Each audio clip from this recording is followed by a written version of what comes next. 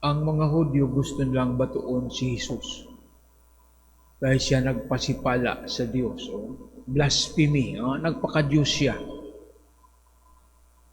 At sa ilang pagtanaw si Jesus, ordinaryo nga tao. Hindi siya angay magpaka-Diyos.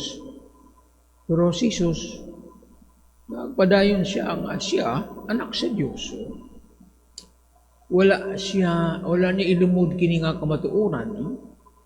Aron lamang kuan ang mga tao, makumbinsi, o di na sila masuko. Iyan siya nga. Ang akong gibuhat, buhat sa amahan. Kay ang amahan, ani akan ako, o ako ana sa amahan.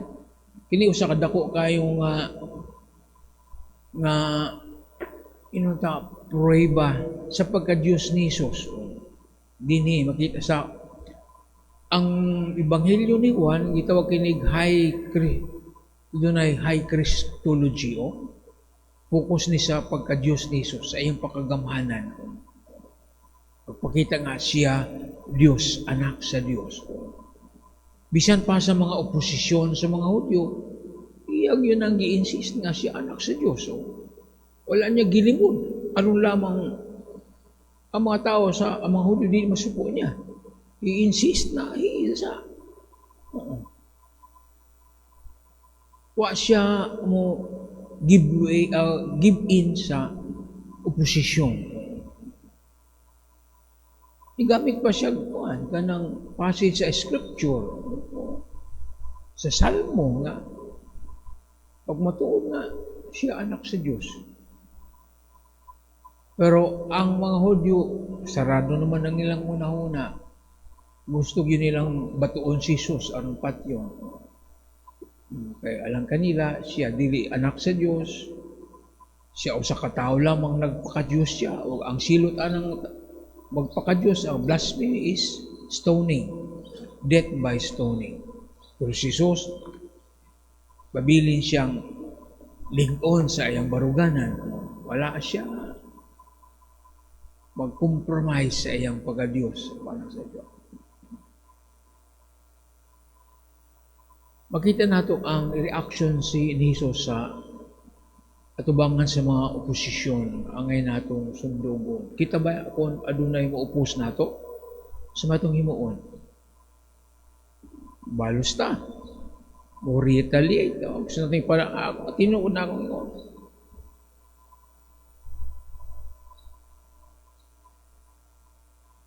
Dako kayo na ang ating tasyon nato nga kung na adunay mo akusa ka nato nga sa pagtanaw nato sayo man di unfair man gusto nato mo kuan ba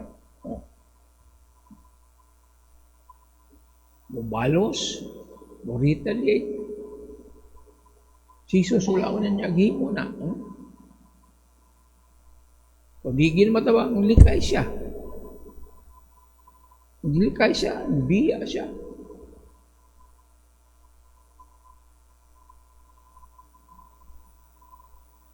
Bumutid sa atong kinabuhi, adunay mga tao nga muupos ka nato. Ang atong natural nga anang gitawag og self-defense mechanism nga. Kung atakingon mo atake sa ta. No. Atong gamiton ang pamaagi ni Jesus. We remain calm, we remain composed, o dili ta magpadala sa atong emosyon. Kung di yun matabang, likay na lang yun. Instead nga, masukol ta, makig-away ta, kay muna'y lisod kayo ba? It takes courage to do that, to control our emotions, our anger. Ay gusto nyo mo, labi na sa atong pangunauna, unfair man kayo ni, unjust man anong giingani mo. Gusto natin pamatudan nga, sayop mo, ako sakto. Natural na, pero you have to stay calm. Let God do the job. Siya na bahala. Mo naghihimo ni kuan. ni Propeta Jeremias sa unang pagbasa. Daghang atake niya katong mga tao nga iyang gialagaran sa nilang tabangan. Mo pa gusto mo patay ka niya. Nagreklamo siya, Lord, ikaw na bahala. Palaban siya sa Ginoo nga na atong imuon. Kung kita gidaog-daog, kita gibutang-butangan, wa tay gahom sa pagpanalipod sa atong kaugalingon kay labi na ako mga gamhanan nang nag-konsato, nag-akusar na may mas labang gamhanan. Siya na bahala, manalipod ka nato. We don't have to defend ourselves. Labi na kung wa tay kaya, di na kaya, palabantas Ginoo.